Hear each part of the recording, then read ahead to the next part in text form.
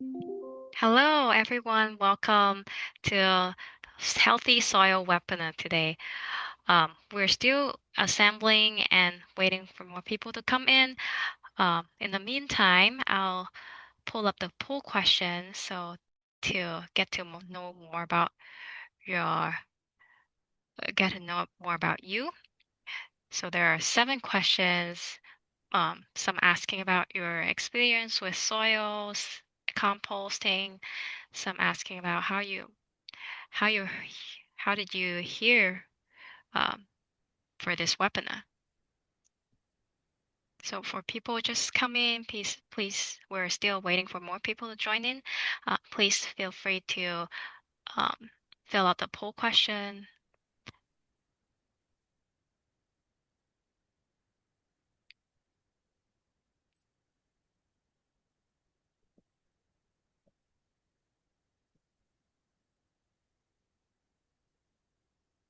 Good evening, everyone. Yeah, today we have Lori Caldwell to be our instructor. She will tell you all about soil.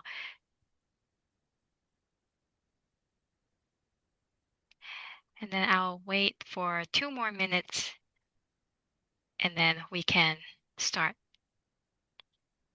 For people just come in, please feel free to fill in the poll questions, and then we'll get started in 2 minutes.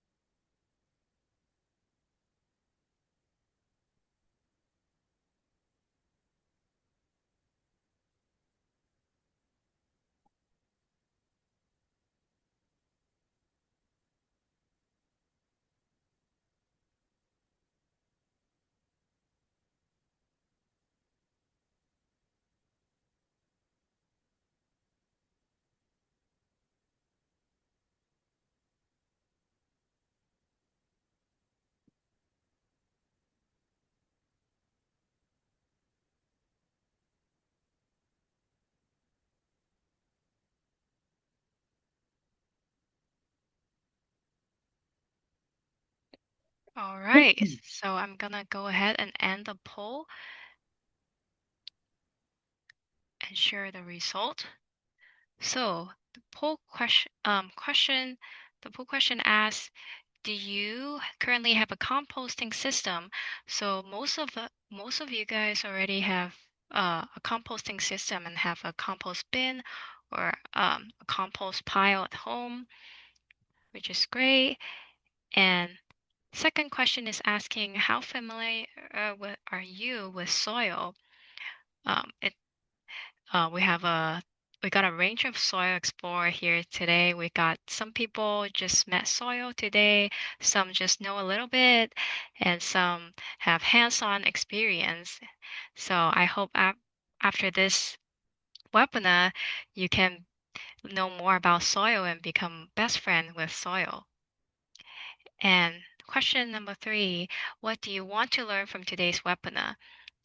Um, mm, there are a couple things that people want to learn. Um, they want to learn about basics of soil and water conservation, gardening tips and best practices, hands-on soil and compost tip, and soil health and organisms. And then question number 4 is how important do you think soil health is for water conservation? Great. So many of you agree that it is very important. Soil health is very important for water conservation. Cool. Thank you. Thank you for your participation. I'm going to go ahead and stop sharing the poll results and I'll share my screen.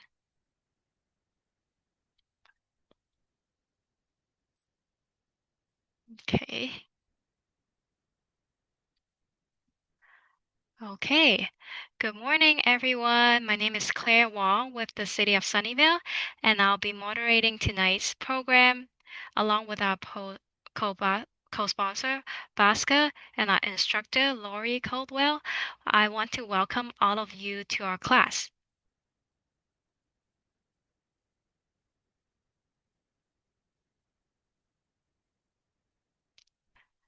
Before we begin the program, I'm going to provide some guidelines for successful participation in the webinar. First, all attendees are muted by default to reduce the background noise to the presentation. For tonight's class, we asked you that to ask any question in the Q&A section or raise your hand if you have any question.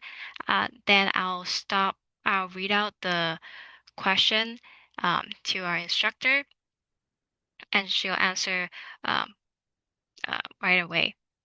So, and if you would like to ask a question there, you can do so in two ways. The first option I mentioned, you can use the raise hand feature. Then I will call upon you and unmute you to ask your question. The second option is to type your question in the Q&A. Then I will then read your question to the instructor. So this illustration show where you can find the raise hand button and the Q&A button. I'd also like to note that the webinar is being recorded and will be made available on Bosca website. Now that we have that out of the way, I would like to share a little background on Bosca Landscape Education Program.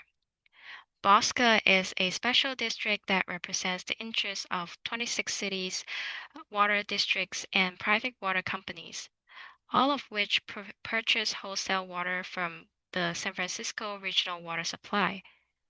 Bosca member agencies collectively serve over 1.8 million residents and 40,000 businesses in San Mateo, Santa Clara, and Alameda counties.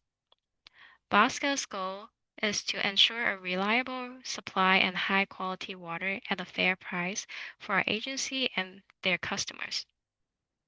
Consistent with that goal, Bosca provides a regional water conservation program to support our agencies in improving water use efficiency.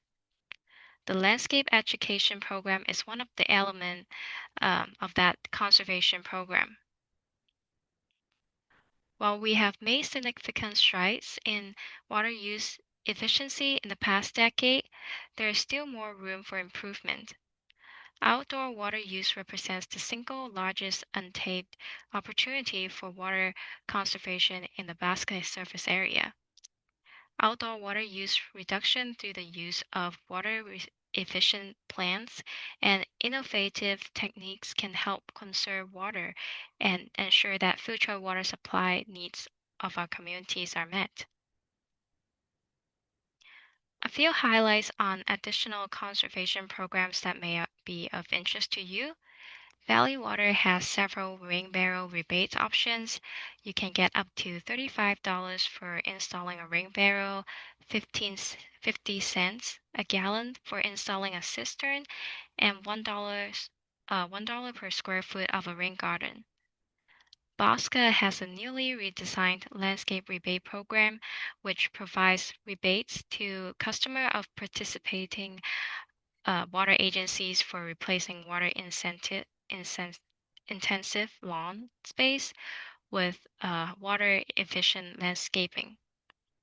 Bosca also has the I Heart Great Water program, which gives residents up to $200 in rebates for connecting a washing machine to a great water irrigation system. Next, there is the Bosca Long Be Gone rebate, which gives residents various rebates for transforming their lawns and making them more water efficient. Another program by Bosca is the Smart Controller program, which provides instant rebates and heavily discounted pricing on purchase of the Retro 3 irrigation controller. This controller can be operated on your smartphone and normally retails for $280. Through this program, customers of participating water agencies can purchase a controller for $100 plus tax. For more information or to find out which of these programs are available in your area, please visit bayareaconservation.org.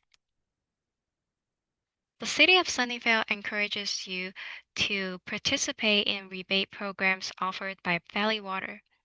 Valley Water offers $2 per square foot of rebates for replacing your lawns and plants that require a lot of water with drought-tolerant plants or permeable hardscape. We also offer up to $200 in rebates for properties that connect a clothes washer to a gray water irrigation system.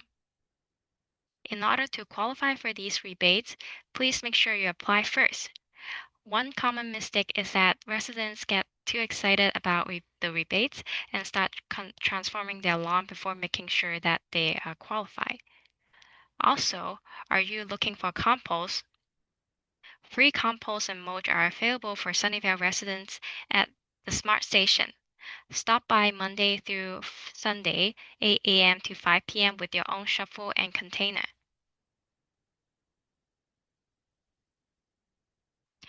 Today, additional information on water-wise gardening can be found on southbaygreengardens.org, where they also have some landscape designs and templates as well. It is a great way to get some ideas before you go ahead and apply for those rebates. Here is a snapshot of the Waterwise Gardening website.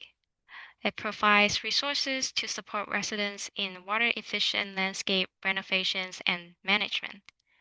Resources include a gallery of gardens with plants identified, plant selection tool, and even a water calculator. If you enjoyed tonight's program, we invite you to check out our upcoming webinar classes. You can view the full schedule and register at bayareaconservation.org. If you're interested in staying up to date with Sunnyvale's Environmental Services Department, make sure to subscribe or follow us on social media. Feel free to scan the QR codes or search using the green text provided. We share tips and tricks for living sustainably in Sunnyvale, as well as rebate information and upcoming events. If you have questions about the rebate programs, please contact Valley Water for more information. Now I have the pleasure of introducing our instructor, Lori Caldwell. She is a 2006 Alameda County Master Composter, Bay-friendly certified landscape professional, self-taught edible gardener, and residential sheet mulch maven. She's been an educator with Stop Waste since 2007 and received a technical certification from the Maine Compost School in 2021. Her mission is to connect people to the soil and all that it provides. Laurie, thank you so much for joining us today. I'm going to stop sharing and you can take it away. Thank you. Thanks, Claire. Good Yeah. evening, everyone. I am going to go ahead and share screen. Oops, that's not what I'm trying to do. Trying to do. Oh, can you give me the ability to share? Oh,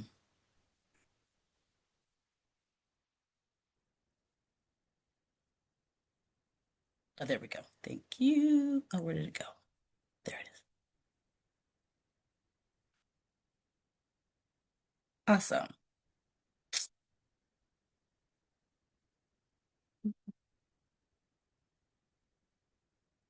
All right. So we are definitely going to be talking about building healthy soil today. I am Lori Caldwell. I also go by the Compost Gal. So this is a subject that's very near and dear to me.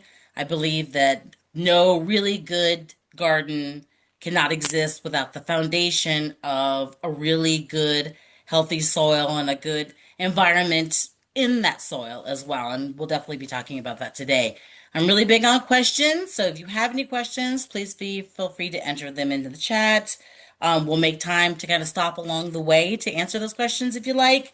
And of course, I'm hoping that we'll definitely have time at the end as well. And I just wanted to welcome everybody.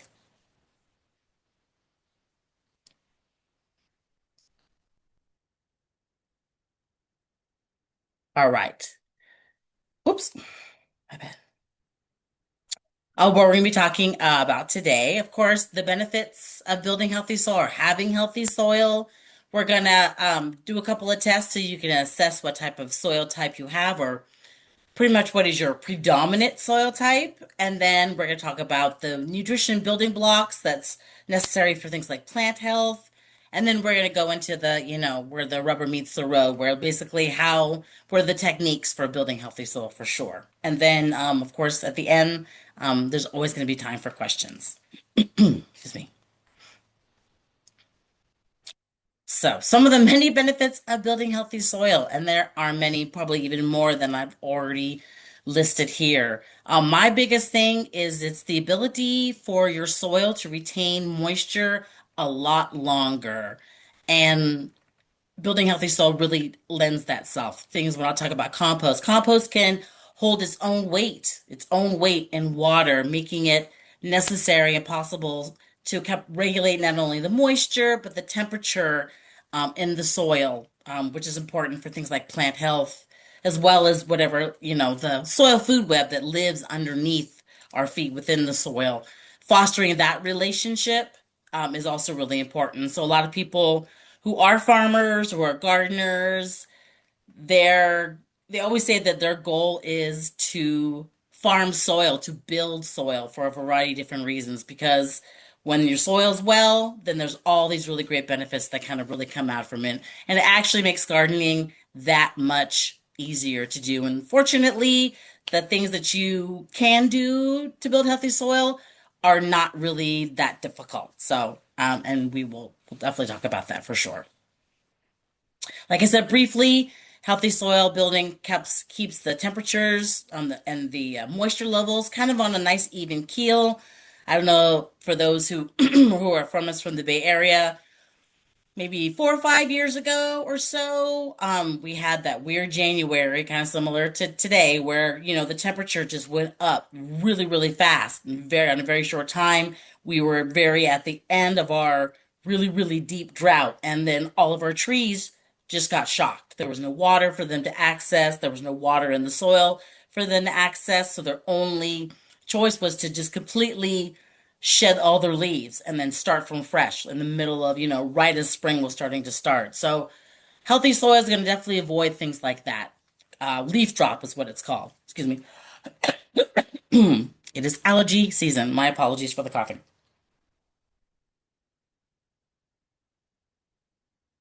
Things like compost or things like worm castings, all those nutrition is a slow release.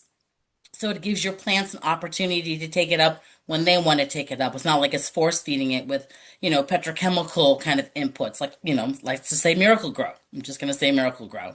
If you are lucky enough to have clay soil, if you're unlucky enough to have sandy soil, a lot of the great benefits of building healthy soil is the ability to really kind of open up that clay soil. So things like water and roots, animals can kind of penetrate through that on a much easier basis. If you are like me and you have sandy soil, it's going to clump those sandy particles together. So water and nutrition hold a lot longer in the soil and don't just drain off like they normally do for that. It helps balance the pH of your soil, especially when we're talking about compost. We kind of call compost kind of the great leveler. When you add it, you can kind of change the pH to where it kind of comes up to like a little neutral base, which is great. And then depending on what you're trying to grow, You have the ability to, make it a little more alkaline if you need to, or make it a little bit more acid if you need to as well. Because it has nutrition, it's going to improve things like flowering and fruiting, potentially any potential yields that you're going to have. And then in some instances, it has the ability to draw nitrogen out of the atmosphere and bank it into the soil for long-term storage, as well as pull carbon out of the atmosphere through plants for carbon farming purposes, to take that carbon and enter it into the soil profile for long-term storage as long as the soil pretty much remains pretty much undisturbed. Soil is most likely going to be our biggest sink as far as carbon is concerned. Currently, our biggest carbon sink right now is the oceans. And as you may or may not know, there's a lot of detrimental things that are associated with that. Generally, a lot of with acidification, so it's affecting things like the coral reefs. But if we can swap it and make soil our ability to hold a significant amount of carbon, because soil can take it all the way down to the bedrock if necessary. We can make that our new carbon sink. That's going to be very beneficial to us, not only as gardeners, as farmers, as well as just people who live here on this planet. All right, so let's talk about soil. Generally, there are three soil types. There's clay, there is silt, and then there's sand. I'm going from the smallest particle size to the largest particle size. Depending on where you live, primarily you can expect to have either clay or sand. If you live somewhere near like rivers or creeks, stuff like that, you can expect to have something that's in between, which is the silt layer. But I mostly talk about sand and clay. Those are pretty much the two predominant soil types. I think it's really important as a gardener, especially if you're planting in ground, to know what you're working with and what you're dealing with prior to planting anything. And that speaks to the soil, it speaks to things like where sun and shade are, stuff like that. So, but we're definitely talking about soil today. So, making sure that you know that if I plant something and it comes out like really spindly or really leggy or really doesn't have any kind of foundational presence where it's always kind of bending, and I know that most likely I have sandy soil. Plants are very leggy, not very stable. I've also seen, very, very short avocado trees that are almost a decade old because clay itself has the pore sizes are so small that it's kind of layered and layered on top of each other. It doesn't allow for the percolation of moisture or even roots. So it ends up being kind of like pottery, where basically it just ends up being like a pot and the roots just tangle around and around and around and don't allow it to grow. So knowing what you are dealing with makes it that much easier to deal with. So there's a lot of different tests to determine what kind of soil you have, kind of sort of what soil condition your soil is also in. The first one is the nitty-gritty test. You just take a plain jar with a lid, take the label off. I'm going to fill it about a third of the way with my parent soil. I'm going to fill the rest of the way up with water. I'm going to give it a really good shake to kind of mix the ingredients. And then I'm going to allow for it to settle for about 24 hours. Sand, being the biggest particle, is going to go down to the bottom. And then the color of your soil is also indicative of the soil kind of health. Normally, if it looks kind of gray, kind of sandy kind of color, it's just pretty much just basic big particles on the top. If it was a little bit more darker, that's a good indication that there is some organic material. A darker the soil is, a little bit more organic the material there is in, which is good, because in the whole grand scheme of things, generally you only really need about 5%. If you're talking about air and rock and water, 5% of that is just organic matter. So it's not a really huge push when it comes to kind of changing the texture, not the texture, but the tilth or its ability to clump when it comes to kind of building healthy soil. So, sand's on the bottom. Clay, it's going to be depending on and what proportion that it has. I think the description that I have right here is my soil. Very sandy on the bottom, and then if you were able to look a little bit closer, you'd see there's a very, very, very, very thin line of clay right there on top. So it's mostly sand. Um, where I live here in Martinez, which is near the coast, which makes sense, being so near to a body of water. I would actually prefer clay soil, but I know for those who do have clay soil, I know you're gonna definitely debate me on that for sure. But clay soil at least has some really definitely some good benefits. So sand on the bottom, clay on top, and then there's some floaties on top of that. That's always an indication of kind of how much organic material you actually have as well. Excuse me. Other good tests to determine what kind of situation your soil is in. If is it especially for clay soil, is just dig a hole and pour some water into it and then wait and see how long it takes to drain. If it takes more than an hour, you definitely have clay soil. If it takes more than a day, then it's really, really kind of hard packed clay for sure. Do you see worms in your soil? Worms are always a good indication that you have a fair amount of organic material in your soil as well. They're not going to be there if there's nothing them for them to eat. That's for sure. So that's also a great indication as well. All right. Some of the three basic soil nutrition or plant nutrition building blocks usually go together. And since we're talking about building soil and whatever you may grow into it, I grow a lot of edibles here. So I rely on things like NPK.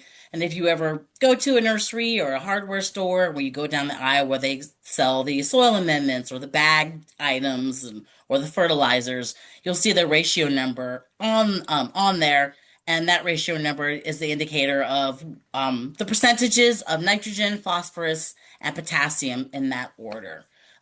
Those are the three kind of key components. Nitrogen is responsible for leaves and stems, branches, pretty much the foundation of the plant. So if you're looking at a plant, if I'm looking at lettuce, it's pretty much all nitrogen. Tomatoes starts out pretty much nitrogen, and then as it starts to flower and fruit, the second letter, P, phosphorus, is comes into play. That's for things like flower and fruit development. Really, really important if you're trying to grow something to produce it, because a lot of times, depending on the type of soil that you have, and if you're always having any concerns, you can always have your soil tested and they can let you know definitely what's in it. I went to a farm the other day where it was a former dairy farm, and it had so much phosphorus in the soil that they never had to add any phosphorus. And it was actually kind of detrimental for the plants. The plants never really grew tall, but they would flower and fruit very, very short, pepper plants, maybe no more than a foot tall. So always kind of check because your soil will definitely tell you what's going on by what's growing. There's a lot of studies around the different types of weeds that you have growing in your soil or indication of what kind of deficiencies there are in the soil as well. Soil is very fascinating. So, nitrogen for the skeleton, phosphorus for flowering and fruiting, and then of course the last one is potassium. That is for metabolism. It helps with photosynthesis, overall kind of um, liveliness of the plants. Potassium does lend itself a role as far as there's deficiencies in potassium. I know for a fact things like citrus plants usually have a potassium deficiency too, so it is definitely a kind of a key component for certain plants for sure. And then deep down in the soil profile where only things like perennials or deep rooted things like fruit trees or any kind of ornamental tree can grab is these trace minerals, things like magnesium or calcium, and iron as well. So incorporating perennials is also an important key for building healthy soil, just because, and we'll talk about that in a few other slides. All right. Excuse me. Oops. All right.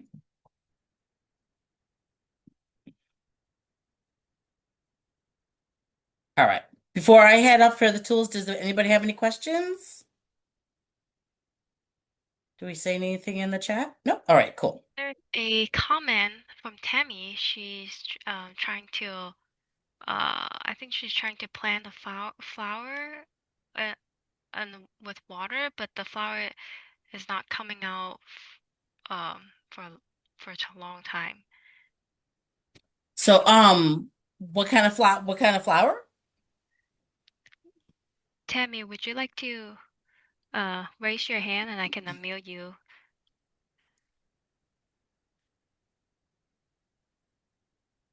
Yeah, maybe it's about the soil. Maybe when you talk about the clay and sand, um,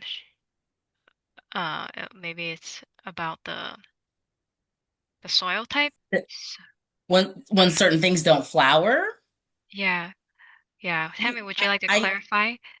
Yeah, usually I find if things don't flour, like I said, phosphorus is kind of a key component for that.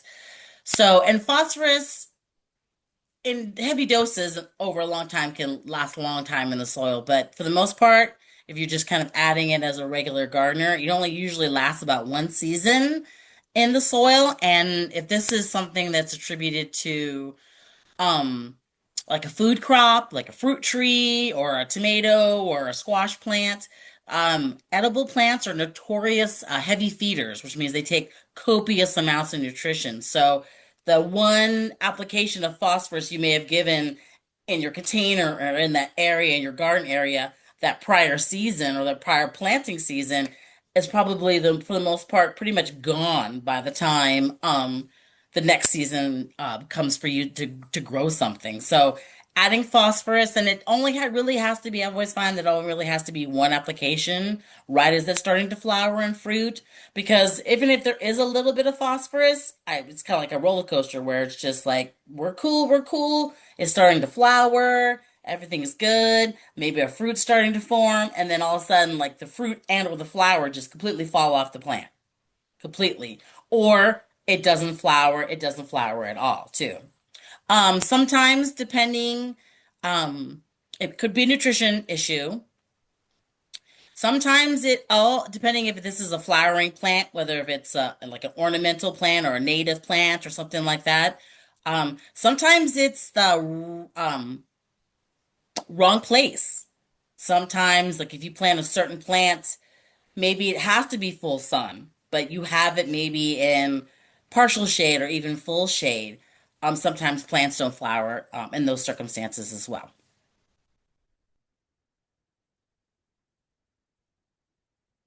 So your question, Tammy? There is All right. another question from Okay, Dawn. Is sure. there an organic source for phosphor phosphorus? For phosphorus, well, generally, I a lot of our like fertilizers or kind of our our boxed amendments. Generally, there's a fair share of them that are product of byproduct of things like slaughter, like bone meal, blood meal, fish blood meal. There's a lot of things that are associated. Fish emulsion. Um, and if that's not your thing, there are other options that are don't have any animal byproducts like rock phosphate. There's alfalfa meal. There's worm castings. It's an animal byproduct, but there's not actually worms worms in it.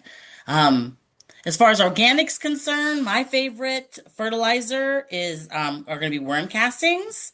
They are an excellent fertilizer, very high in nitrogen. I use them relatively. I just gave my houseplant some this morning actually, and watered those in to help green up those leaves. I use it to start seeds. I use it to when I go to transplant any kind of plants into my garden because that new plant is all leaves and stems. So the nitrogen is really a key component to help get it established. So I'm gonna add a plant into my garden, and then when I go to water it, I'm gonna give it some diluted worm castings in order to help facilitate that.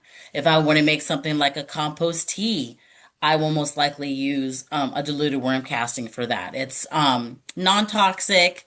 I make it right here. Claire and I were talking about it before we came online.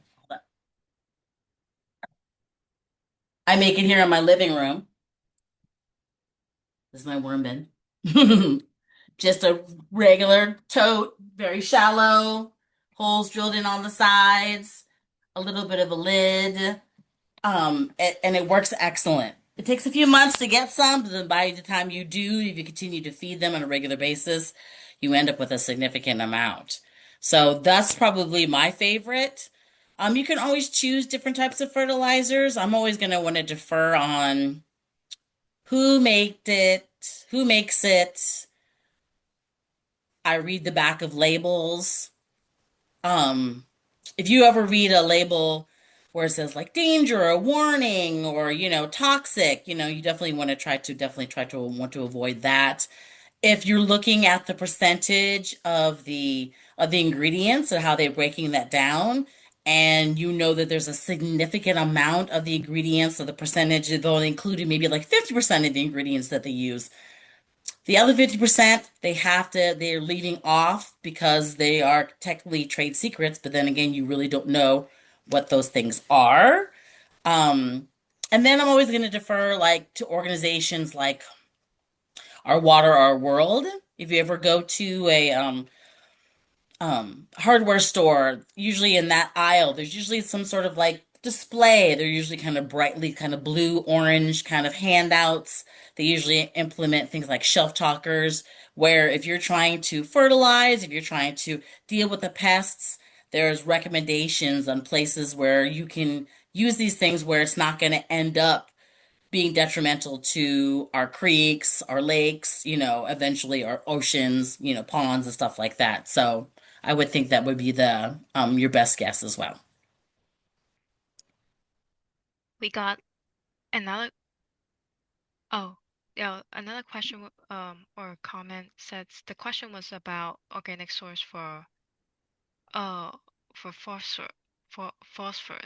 Okay, cool. I think we Yeah, unless answered that. I've seen a lot of stuff on, Instagram where people like ground up chicken bones and stuff like that. But um if you have any concerns with like maybe what is in it. There's always a lot of like third party raters who are, who these companies pay to like basically rate their products. You can always count on their acronyms. There's OMRI, OMRI. They are, and they may have a list of just OMRI recommended products. Higher than OMRI is the CDFA. That's the California Department of Food and Agriculture or Farm and Agriculture. It's CDFA. Um, Even though OMRI is national and CDFA is California, we have higher standards. Let's go California. So yeah, you can always check for that as well and check and see if there's something that is rated for organic use is also a good thing for you to look at is when you're kind of shopping with labels.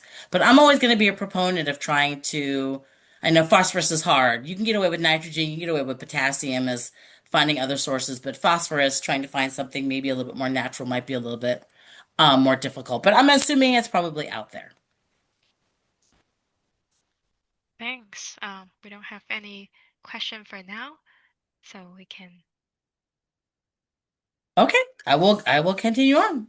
All right. So we are definitely going to talk about compost, of course. I am always a huge proponent. I was really excited to see those folks in the poll in the beginning making their own compost. I think that's great. Um, you can make your own compost. If you live in an apartment, you can make your own compost. You can make it from a worm bin.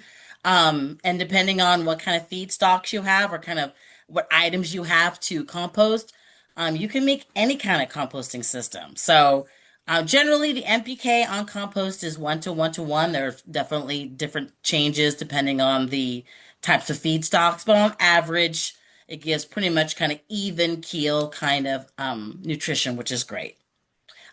How I generally make it, you can make it with yard waste. You can make it with yard waste and food scraps, mostly things like fruits and vegetable peelings and, kind of squishy apples, coffee grounds, dried leaves. If you have access to something like herbivore manures like rabbit or cow, or not necessarily cow, cow's kind of a little bit more difficult to get, but horse, untainted horse manure. You can kind of mix those things together and make like a hot pile, or say you have a bunch of leaves, or you have a lot of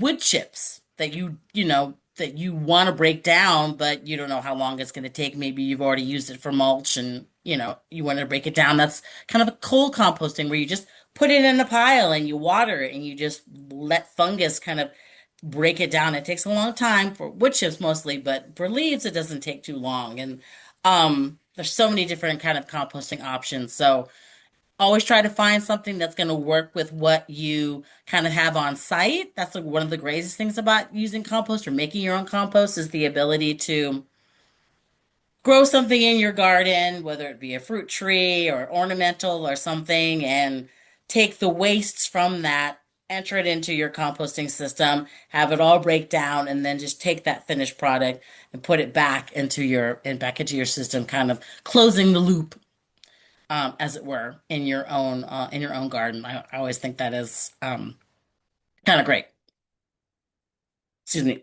Like I said earlier in my talk, compost can hold its own weight in water, which is great. Shoveling wet compost is not a lot of fun because it is actually a lot heavier than even shoveling wet mulch, believe it or not. So it's definitely going to increase those water holding temperatures, which is definitely important, provide a little nutrition. It's also going to feed all the microbes, the microorganisms in the soil, making it possible for them to kind of really do kind of some behind the scenes work by tamping out pests and tamping out diseases, kind of in the background. So by feeding it, and compost is a great way to do that. You're actually benefiting it all the way kind of up the food chain, all the way from the soil, all the way from the time that it becomes waste again and you re-enter it back into your system. How I use it?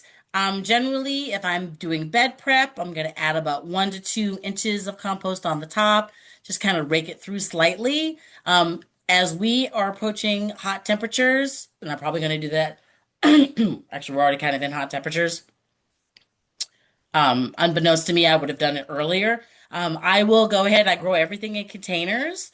I'm going to go ahead and I'm going to side dress, which is basically adding compost or any kind of amendments around the base of your existing plants. I want to ensure that that my plants are going to be able to handle any kind of big swings in any temperature. So usually generally between seasons, between here in summer and then as we're transitioning to the rainy season, I'm always going to side dress with some additional compost in order to, for the summertime, to increase the water holding capabilities, and for the winter time to really open that thing up. Even though I do grow things in containers, I still end up with kind of um, especially with citrus, like potassium and deficiencies, because sometimes the soil has a tendency to get a little bit waterlogged. Compost is definitely going to help for that, especially in clay soils or overly saturated soils too. Cover crops. There are a variety of different cover crops that you can use. Depending on what you're trying to accomplish. Legumes, their goal is not only to help out, well, mostly cover crops. Their kind of goal is to help outcompete weeds. For some things like grasses, it's really about really, especially in clay soils, really getting down deep into the soil profile to kind of help open it up, creating channels for water and for nutrition to get further and further down through that hard pack clay.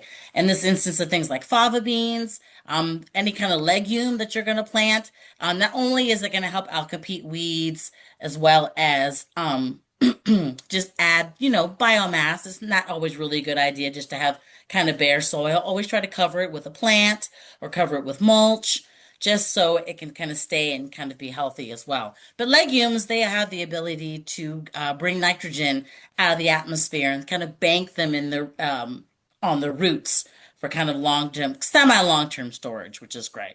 Fava is really great. You could probably get away with me, well, maybe not right now. But if it were cooler, it was actually like a real kind of March. We might be able to get away with maybe one more round of fava beans before it got too hot. But traditionally, a lot of people like to do them in the fall, as they're transitioning out. I'm always going to say that if I'm doing a cover crop to build healthy soil, I'm going to treat it completely different if I'm doing like a fava bean for eating or for seed saving. So if you're going to end up doing fava for building healthy soil, make sure you leave yourself a little patch that you're going to allow to go completely all the way to seed and dry and save it. So that way you'll have some seeds for next year's, kind of building healthy soil technique. So when it comes to fava, I'm just going to start by seed. I'm just going to plant it. I'm going to water it. Nice thing about fava, it is great in any kind of soil condition. If it's acidic, if it's alkaline, if it's clay, if it's sand. They all work really, really great. They germinate pretty fast. And the idea being is once it's kind of mostly grown and started to flower, I'm always going to want to chop it off like right at the soil level, and I'm going to leave the roots behind. I think there might be a picture in the next slide or so where it's going to show you where what the roots are. So that's pretty much fava. Vetch is a biennial, but generally a lot of people like to kind of treat it because vetch has a tendency to it's a little crazy, but it's going to definitely help outcompete weeds. It says biennial, but a lot of people, because generally they're planting it things with fava, and you can't really separate the chopping of the fava and the chopping of the vetch as well. So, chopping it and leaving the roots into the soil. The roots will eventually decompose. There's nodules on the roots. That's where the nitrogen's being stored. So it's always really super important to make sure that you leave those definitely behind. And then, especially when it comes to clay soil, as those roots start to decompose, the nitrogen gets released. It's leaving those pore channels, those kind of empty channels behind. And then you can go ahead and plant around that if you're transitioning from seasons, because eventually that'll all kind of wear down. Alfalfa, it's a perennial. So you'll have to pick a specific bed for that. That might be something for a really good like bed prep. Something maybe like a bed or an area in your garden that you just want to kind of leave fallow for a little bit. You want to take a little bit of a break. But yeah, because it takes about a full year for it to grow. So if you've got land like that, that is excellent. I'm viciously jealous, but yeah, legumes are a really great way to build healthy soil pretty much just by putting seeds in the ground and watering them, which is really great, especially after especially in the fall when you're like, okay, summer was a lot. Summer's always really busy. It's always a nice little break. And then you're just doing a great job of kind of really building healthy soil with not really having to do too much of anything. And this is really great for not only growing in ground, but you could also do the same thing for containers too, if you were a container gardener like I am.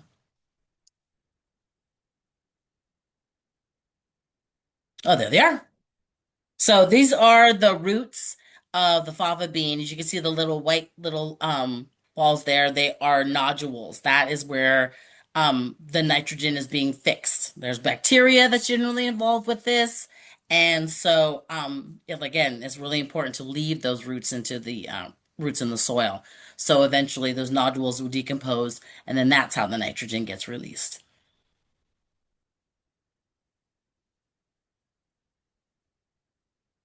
Grasses like buckwheat. This one's also an annual too. There's a lot of if you look at seed companies, there's a lot of like seed companies that do fava and fava and rye or uh, uh, field peas and buckwheat, something they usually call it under the name of clodbuster, with the ability to really kind of help break up that soil, which is great. Buckwheat's great for smothering weeds, which is really good, which especially if you're going to be doing it um actually it's late spring though. All right. We do have one question. The question Sure. is, are all peas edible and ornamental legumes that can help the soil? Now, all legumes, I'm not necessarily sure that all legumes are actually, because that's a really big family. Not all legumes are edible, but all legumes do help fix nitrogen. Yes. So if I'm growing fava beans or if I'm growing um bush leg beans or haricot verts or you know what I mean, or lima beans, any kind of sugar snap peas, yes, any kind of pea family. is always going to fix nitrogen. It's just what it does. Definitely, it's in that nature. But if Okay. you're treating it like it's going to be a cover crop, like obviously if I'm growing, blue leg green beans, I'm going to want the green beans. So naturally, I'm just going to let that, I'm going to let that go ahead and grow all the way to the end and get my final bean. But, um, if say I had a whole bunch of blue leg green beans that I found out that I was allergic to green beans, I could definitely use that as a cover crop. I would just have to treat it the same way as I would, fava beans for sure.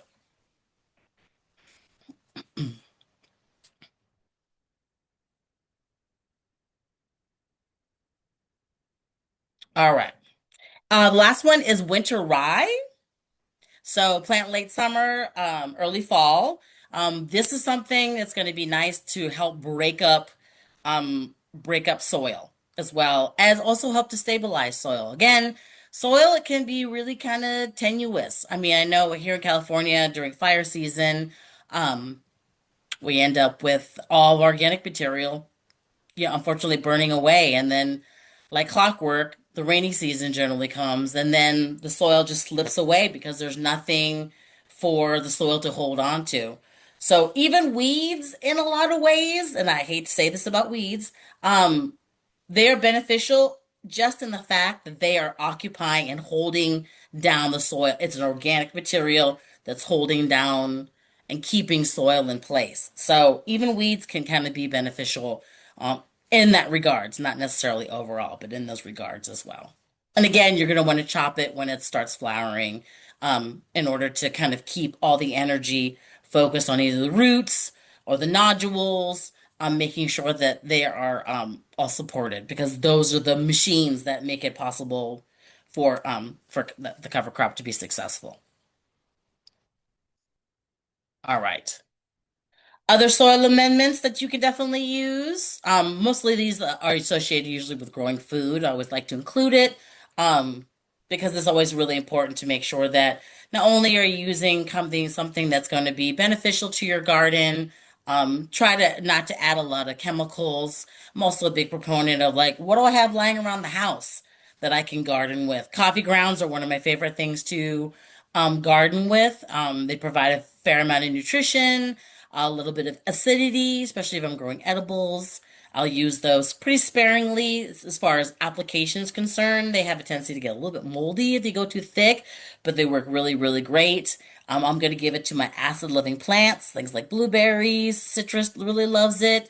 I actually give it to all my plants, to be honest. A couple of different ones. There's fish emulsion on the bottom. Again, that's kind of an animal byproduct. Vegan mix, that's usually a mix of things like different types of meals, rock phosphate, other things that are either plant-based or sometimes they're kind of like mined. Rock phosphate is one of the mined ones. It has a significant amount of calcium, which is great. Bringing calcium to the party is always kind of beneficial, especially if you can bring it so kind of the surfacey kind of plants can take advantage of it. Like I said, it exists very low in the soil profile for sure.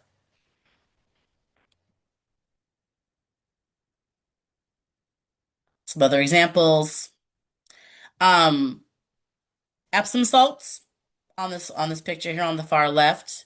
I use those for my nightshade family, tomatoes, peppers, stuff like that. Different citrus mixes, eggshells for calcium, and those are worm castings in the middle on the bottom. Very thick. You have to use them actually kind of sparingly. I'm no more than like 20% if I'm mixing it with soil. If I'm diluting it using water, I'm gonna dilute it to the color weak tea because it can be really, really potent. And I just make it right here in my living room right next to me. So I think that's great. I'm always going to be down for a for worm castings for sure. All right. Another unknown building healthy soil technique is planting perennials. I just talked about how it's really kind of important to have something to cover cover the ground, whether it be mulch, whether it be plants, even like I said, even with weeds. Perennials are a key component for building healthy soil just because perennials are there for long periods of time, for decades in many instances, and they help to kind of keep the soil structure intact, which is great. They can reach those nutrients that are down lower into soil profile. I talked about those a little bit earlier, plus things like water. So if you're in a situation where maybe you're growing annuals and perennials in close proximity to each other, the annuals will definitely be able to take advantage of whatever else is going on with the perennials, whether it be shade, shade protection, sun protection, whether or not because the perennials are drawing up those kind of trace elements, drawing up water from deeper down into the soil profile. So when you think about your gardening, it's always best to try to connect perennials and annuals whenever possible.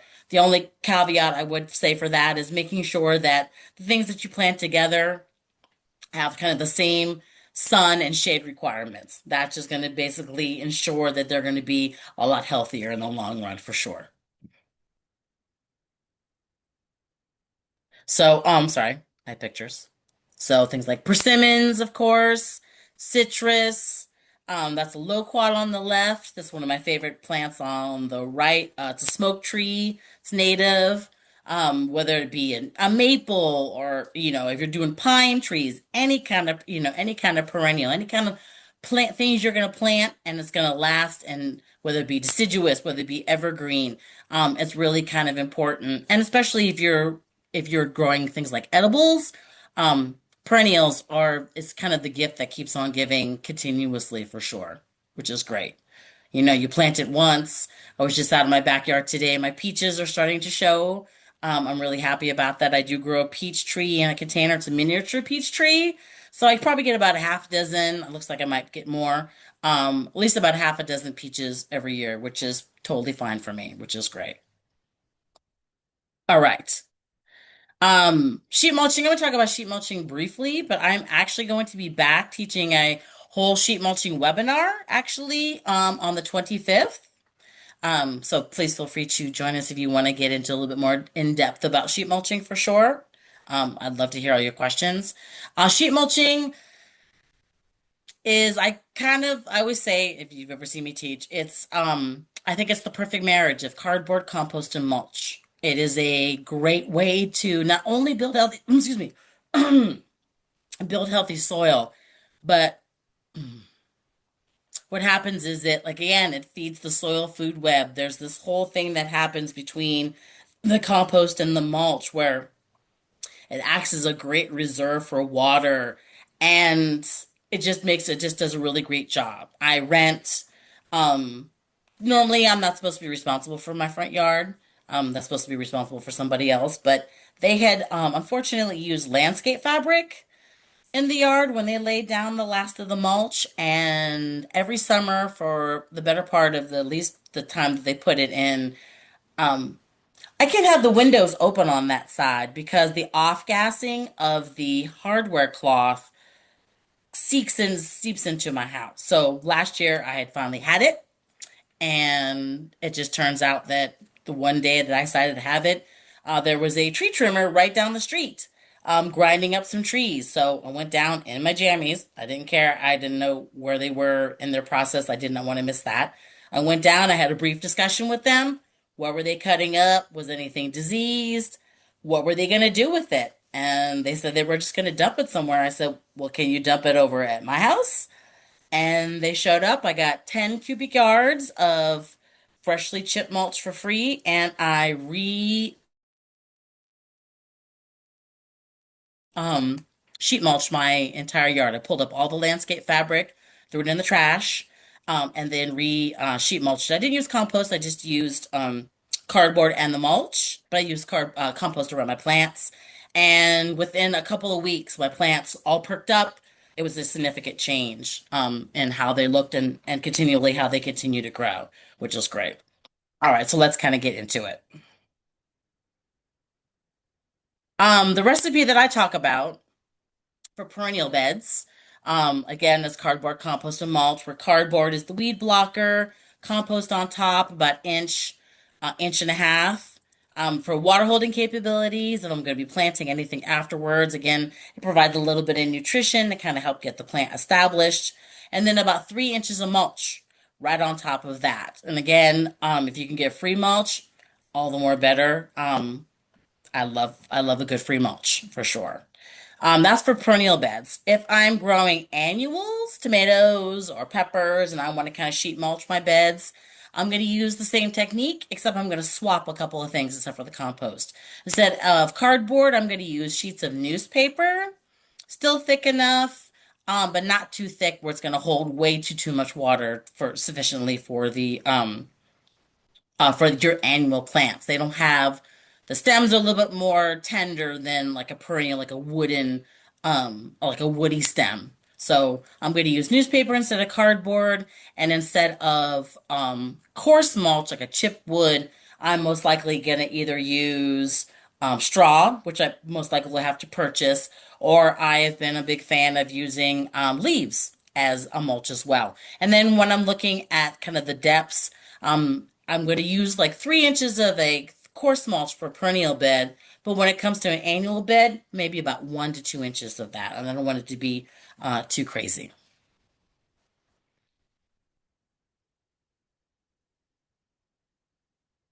And like Claire said, there are rebates to be had for sure. I know she had indicated the the one through the city of through Bosca. Of course, if you're outside the Bosca zone, whether you're in Alameda County or any kind of other county here in California, there are rebate programs. Um, Take advantage of all the rebate programs that they do have available. They do again, like Claire said, they do it by the square foot. Always apply for the rebate prior to that because they don't do it definitely retroactively. And then as far as compost is concerned, if you know there's the little hub they have there in say Sunnyvale by Smart. If you live in Alameda County, there are 9 compost hubs in Alameda County, two for free compost, and there's more coming online sooner than later. There's going to be one in Oakland. I think there's one slated for Hayward, as well as I think I want to say Castro Valley, perhaps.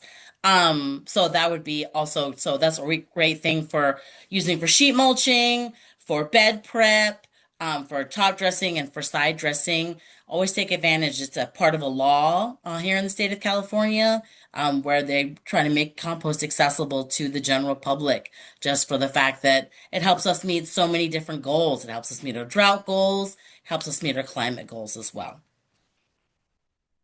Is there a question before I transition? Yes, we do have two.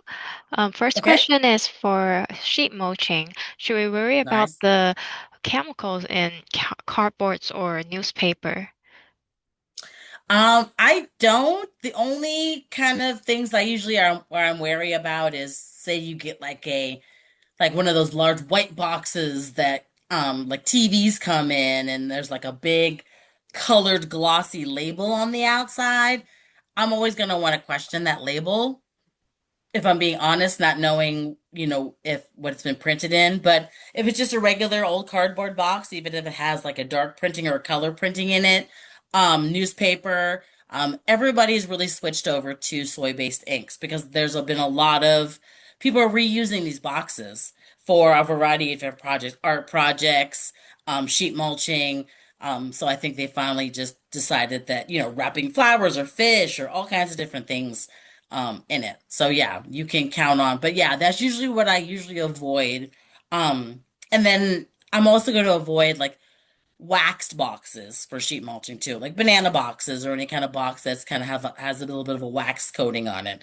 That's not necessarily really good for kind of the biology of the soil. But other than that, you can sky's the limit. And big box, little box, tiny box, refrigerator box. I'm a huge proponent of bike boxes. Bike box, especially if you're trying to get rid of something nasty like a Bermuda grass or ivy or something like that. A good thick cardboard box is really going to be key for that. Appliance stores, your Costco's, your IKEA's, your Trader Joe's. Small boxes too, because there's always gonna be corners, there's always gonna be places to patch. Yeah, but yeah, you really go for it. There's also the option of buying rolled cardboard. The thing about buying rolled cardboard is you just buy it right then and there. You don't have to scrounge for weeks and weeks and weeks to get it. I am not satisfied with the how long rolled cardboard lasts.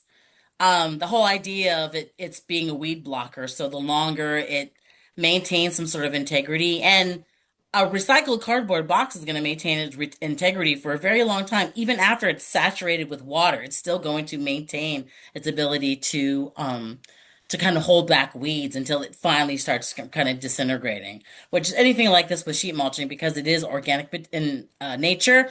Eventually, all this stuff is going to break down, and then you're going to have to most likely um, add a little bit more of your weed blocker, whether it be cardboard or newspaper, um, and then add mulch on top, whether it be your straw leaves or your cardboard on top. Does that answer your question? I know that was a little bit of a trip. My apologies.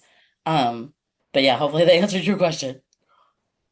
Yeah, thank you. And then the other question is about where can we learn about compost hub locations? So I just did a quick search on Google as there's a compost hub Bay Area Market Maker Farm um, in- that they do it with City of Alameda and Stop Waste. So Yeah, if you just go to if you go to stopwaste.org/compost, it's part of that page, which is basically the page is all about compost. And then there should be a link that says get free compost. There's one in Albany, two in Alameda, two in Livermore, one in Piedmont, Union City. What did I forget? Was that nine? I know I've forgotten somebody. My apologies. Oh, there's one in Pleasanton. But that one I think is closed right now. It might be moving. But yeah, there's a lot. And then of course the Berkeley Marina, where you could also get mulch too as well. thanks. I also put that link in the chat, so if anyone's interested, you can go to the website and take a look.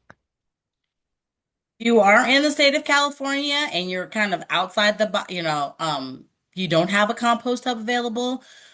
Well, with Earth Month coming up, most likely there's going to be compost giveaways, but always kind of look for the opportunity to have some giveaways. So I always ask people to check either with your city for compost giveaways and or your hauler, because your hauler is most likely the one who's making the compost as well. And generally they work with the city. Usually the compost hubs are usually self-haul. So bring your own buckets, bring your own bags, shovels, stuff like that to take that stuff home. And just be sure to check for the hours when they're open before you go out.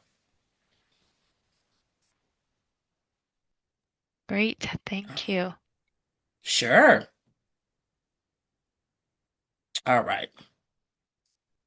Keeping your soil intact and healthy, for sure. Um, this is specific mostly to clay soils. Clay soil is compacted enough as it is. So when and if the clay soil becomes wet again, just try to not designated paths are going to be compacted no matter what. Give yourself some designated paths. If you're planting in the ground, making sure that your beds are not that too wide, 3, 4 feet, something that you can reach across, something that size that you have to kind of step into. Because stepping on wet soil, especially clay soil, is going to compact that even further, which is just horrible. So be careful with that. Adding mulch in your walkways is also really beneficial. Um, as far as holding on to water, kind of creating a good path, is also good too. I always want to tell people to avoid rototilling for a variety of different reasons. Rototilling basically just breaks up the structure of the soil. If you have sandy soil, you do not need to rototill at all. That's like rototilling like water. It's just not going to it's already kind of loose and friable enough as it is, a little too loose and friable. For clay soil, It does have the capacity to make clay soil even more compacted than it already is. I always like to do a mashed potato analogy when I talk about clay soil. If I'm making mashed potatoes, I have two different ways that I could potentially make it. I can make it like whipped mashed potatoes with a hand mixer, or I can make chunky mashed potatoes with like a ricer or with a potato masher. In this instance, the hand mixer is the tiller. The potato masher is maybe like a broad fork or just a shovel or a digging fork, where I'm just going to try to open up the soil slightly. Now, if you've ever made whipped mashed potatoes, you take them out, they look beautiful. They're nice and fluffy. You put them on the table and you leave them there for an hour, and eventually they all kind of sink and kind of settle. That's exactly what's going to happen with clay soil if you kind of rototill it. Basically, you're just breaking up the clumps into smaller and smaller pieces and then kind of layering it on one top of another. It's kind of like the worst, like baklava ever. Soil actually wants to be chunky. You want chunky parts of your soil. You don't want to separate the particles from each other again because it also compacts it. But it leaves no room. There's no places for air. There's no way for your organisms to kind of pass through. There's no way for water to definitely pass through as well. Um, my favorite thing is the fact that in any good kind of in-ground successful garden, especially if it's been there for a while, there's this great kind of fungal network that's going on underneath the soil that is connecting, let's say, your blueberry plants to the tree in the front yard, to your yarrow plants, to your strawberry plants, anything that's interconnected. And I would say it sounds kind of hippy dippy to say it, but they are talking to each other. They're exchanging nutrition with each other. They're exchanging knowledge with each other. They're exchanging waters with them. And I always take it as an analogy of like, I'm over here, I want to watch Netflix, and somebody just comes to my front yard and just completely digs a hole and cuts off my cable. So now I have no internet. I'm completely cut off from, Love is Blind or whatever. Yeah. I'm completely cut off from that. So you always want to kind of, rototilling has a tendency to do that. A good broad fork, a good digging fork. It's really just about opening up, kind of up the soil. Um, Depending on how old everybody is, here in the webinar, um, back in the day, there used to be this thing that folks don't even know they do it. They're called icebox cakes. You would make like a sheet cake in like a 9 by 11 pan. And in many instances, sometimes you would take like a chopstick or like a straw and you would like poke holes into the cake, and then you would take some sort of substance. Sometimes it was like pudding, and then you would pour the pudding over it. The pudding would fall and down into the holes, and then you would put it back in the refrigerator. So then every time you would take a piece, you'd have part pudding, you'd have part cake. I like to use a lot of food analogies when I'm talking about gardening, but kind of that's what you're kind of looking for when you're talking about introducing things like compost into the deeper soil profile. It's really about just making sure that there's pores that are open so that the compost, the water has an opportunity to filter through, and that you're not disturbing or disking it or mixing it up entirely, just convincing it to be even more compact than enough as it is. Plus, every time you till, the carbon that's been stored in that soil is now released back into the atmosphere. So, which is unfortunate.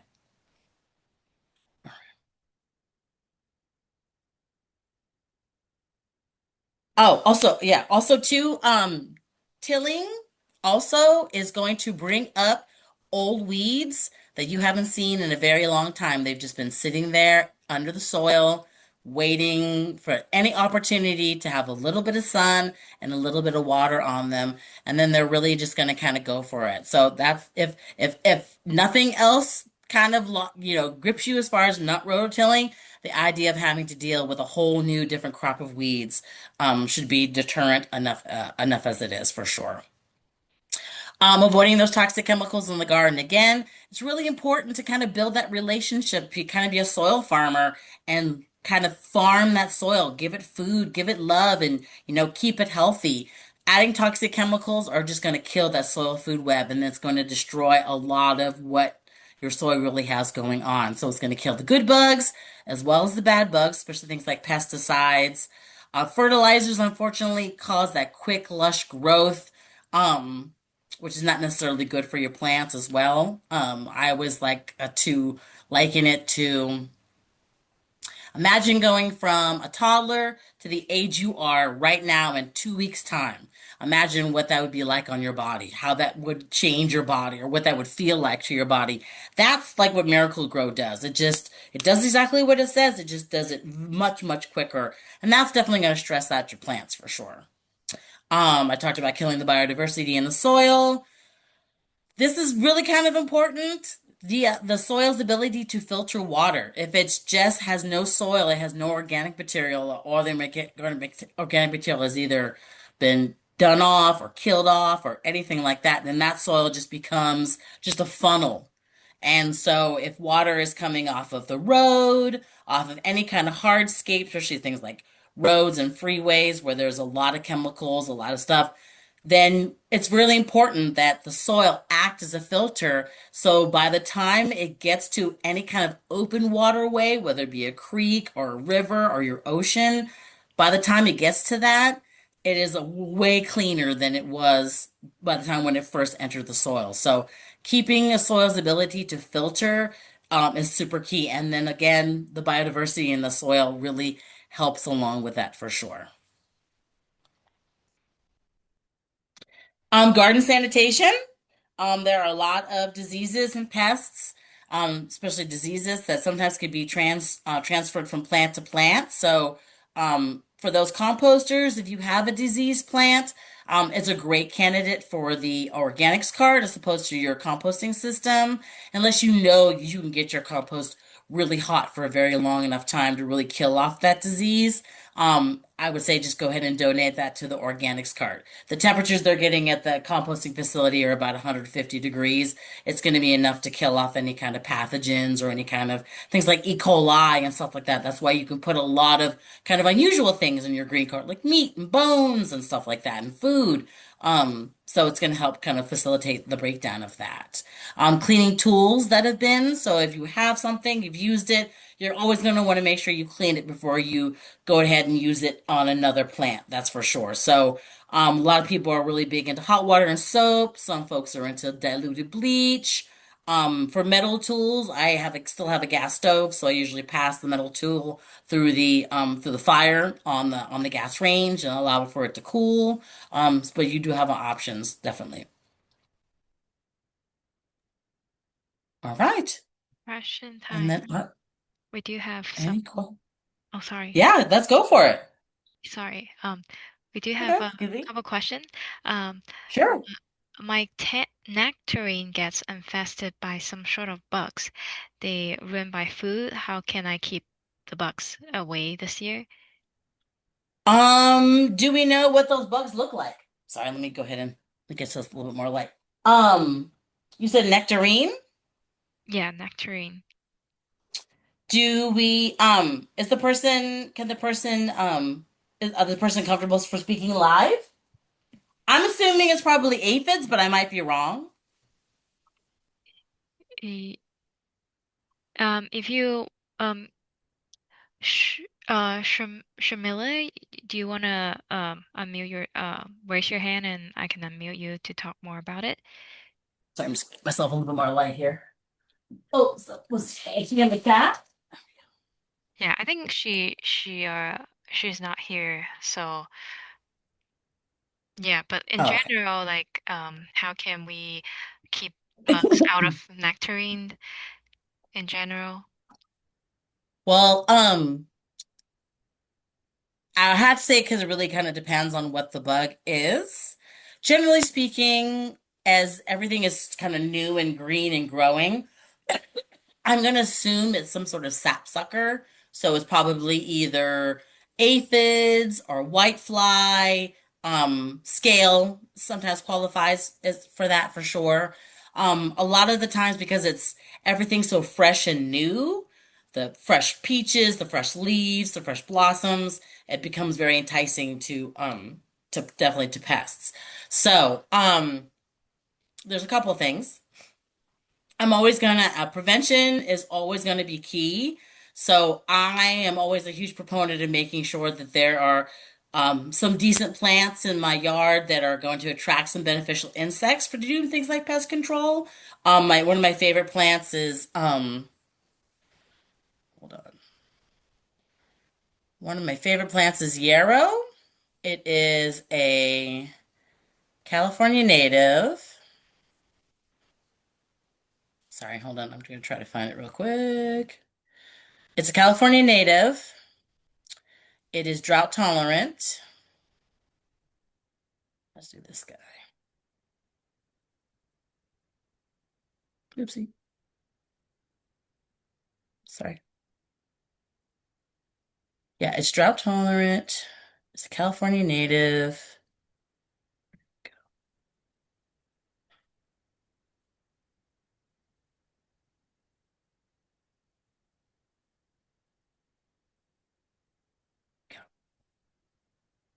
That's yarrow. I pick always choose this picture because on top of that, that's a juvenile lady beetle. So yarrow itself, it comes, the flowers comes in a variety of different colors, which is great. You can pick and choose whatever you'd like for to kind of match in your garden. Again, drought tolerant. It gets about 2 to 3 feet, 2 to 3 feet wide, maybe about 2 to 3 feet tall, depending on the different cultivars. The magic of it is not the magic, I guess the nature of it is the fact that it is the host plant for about 5 different types of beneficial insects. Most of them consume soft-bodied pests like whitefly or scale or aphids. The adults, they lay their eggs on these plants. The adults rely mostly on nectar sources from the plants, but as you can see, the juvenile, that's what a juvenile teenager lady beetle looks like. And they're the ones that eat hundreds and hundreds of aphids on the daily for sure. Um, so having kind of that in place always helps. In the interim, while you're waiting for your yarrow to kind of grow and mature, the nice thing about those soft body insects is their bodies are very weak.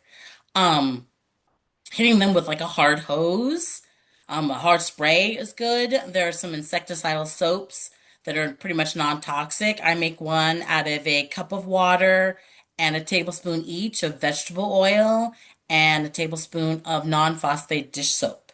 And I'm just going to spray that all over the plant. The oil coats the bodies of the soft-bodied insects and suffocates them. And then again, it's already stuff that you most likely probably already have in your kitchen, which I definitely love because sometimes going down that aisle is definitely not really good. I don't think good for my respiratory. Um, so yeah, sprays, prevention, stuff like that will definitely kind of help with that for sure. But it's kind of rough in the beginning as we're kind of transitioning to seasons because we haven't had rain in a minute. So water sources or moisture sources your plants become targets for not only insects but things like birds and squirrels and stuff like that where the water's coming. So it's always nice to make sure to try to put out a little bit of water for those animals so they can try to avoid your plants whenever possible. I hope that answered your question. Thank you. Thank you for the question. And next question, what does double digging mean?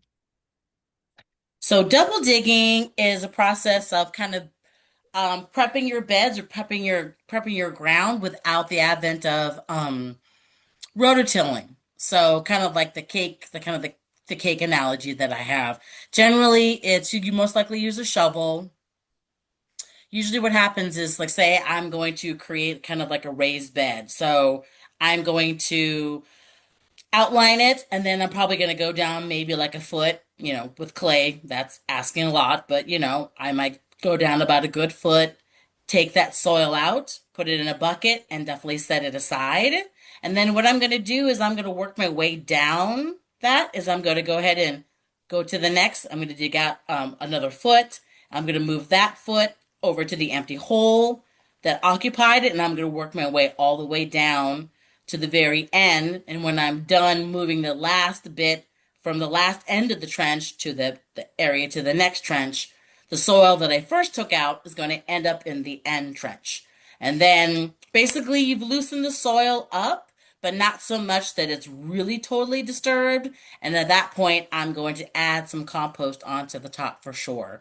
About 2 inches of compost. I might like rake that in lightly, not so as not to disturb the soil too much. And then that's the way you could just kind of prep. Like you don't have to do it every year. It's like you do it once, and now only thing you have to do it in order to prepare your beds every year is to if there's new mulch that needs to be added, you can add that.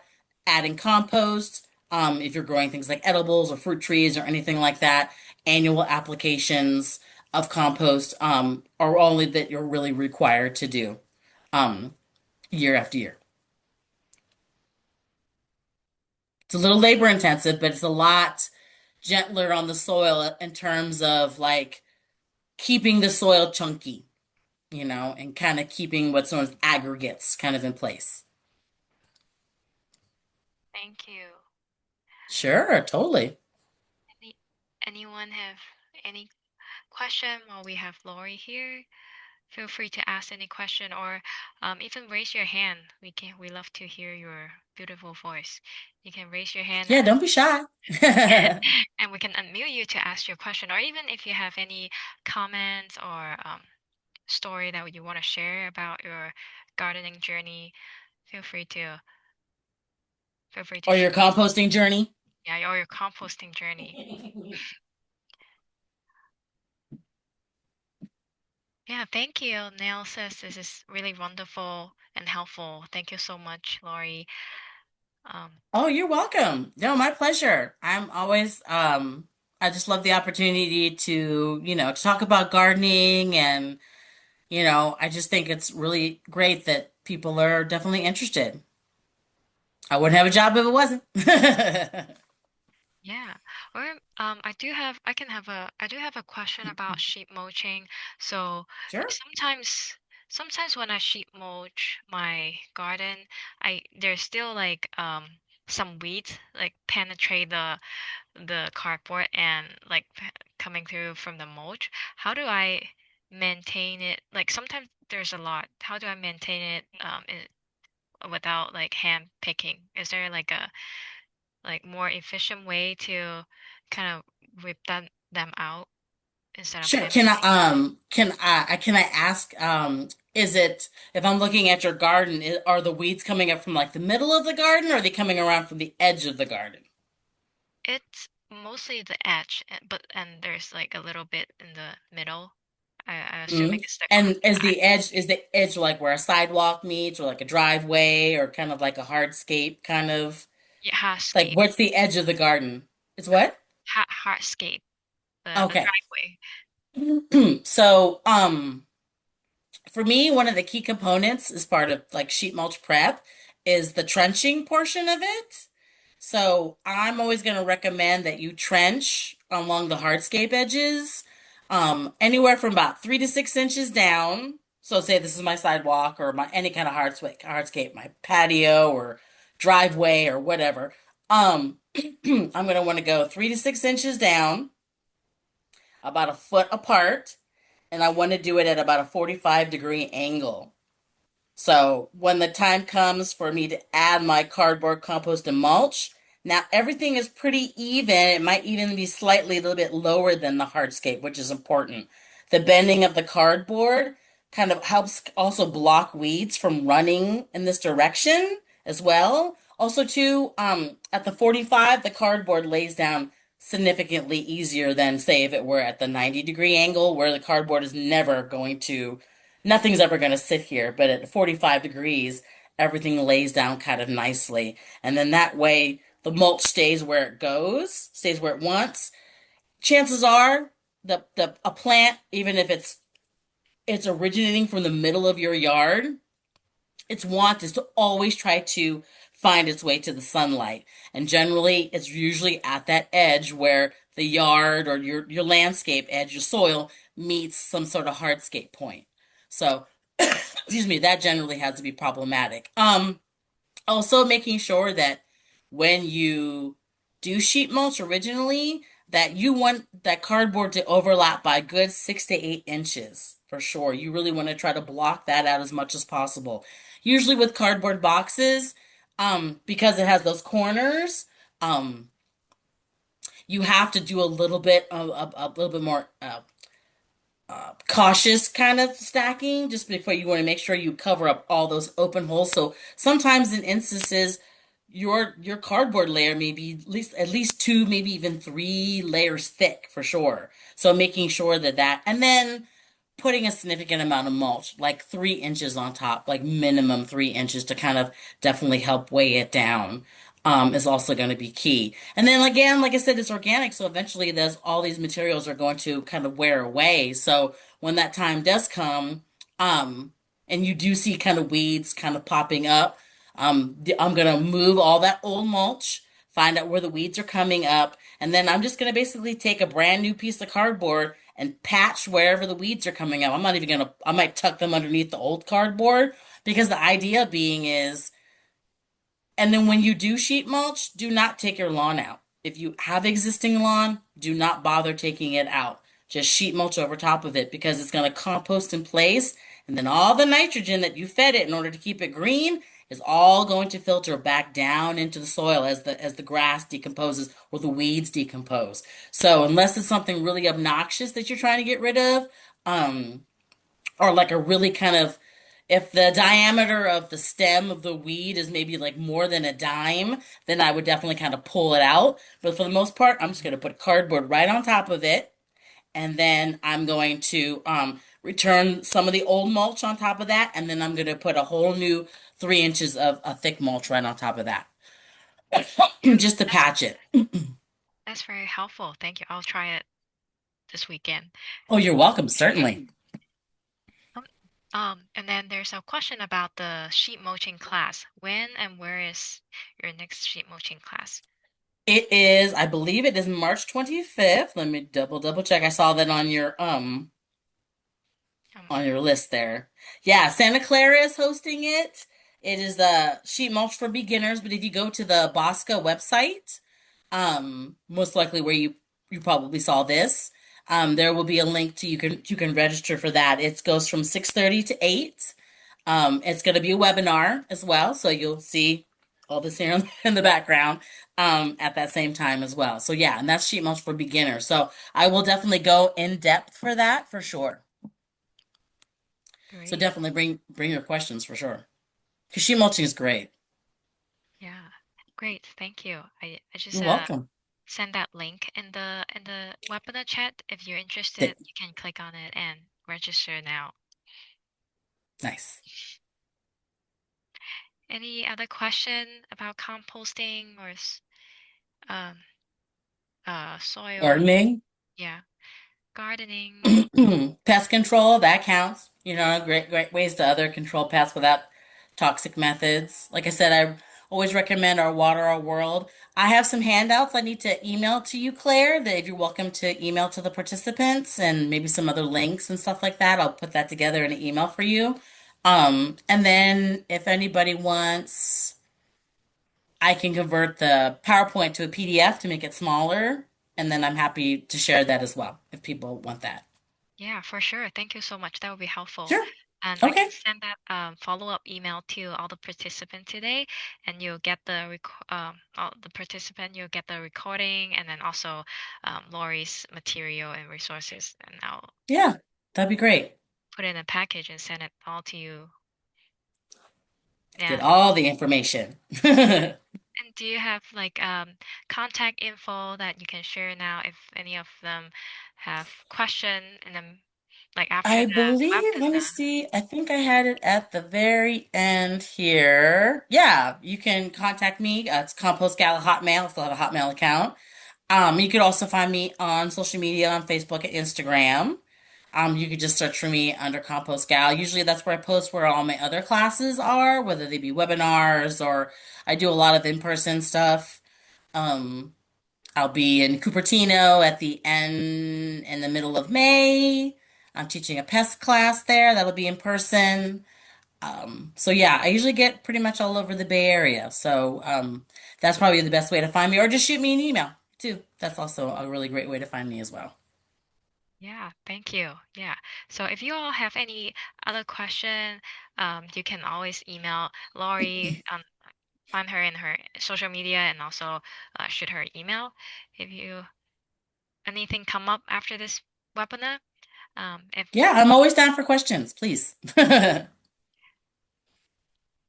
the link isn't allowing you to sign up, the Basca link. Yeah, there was like kind of a weird glitch earlier. Like I think I had to go into the actual event to where the page was where you sign up, Yeah. and that's the link that I had to utilize. Yeah, but I'll try to see if I can find find a workable link and I'll send that to the follow-up email so Okay. y'all can register and learn more about ship motion with Lori. And also if you can also contact Santa Clara about more information since this is a class that they're gonna host. Hmm. So John, if you want to contact Santa Clara for the workable link, feel free to do so. Um, and I don't see any other question. Um, if there's no question, then we can end today's webinar. Thank you all for coming, and thank you Yes, thank you. for bringing all the knowledge, the composting, the soil, and all your beautiful pictures to share to us. Thank you so much. No, thank you. I had a great time. I appreciate it. Thank you so much, everyone. Everyone have a great garden. Stay cool. Yeah, stay Use cool, compost. everyone. Okay, thanks. I'm gonna go ahead and end this. Have a good night, everyone. Take care. Bye bye.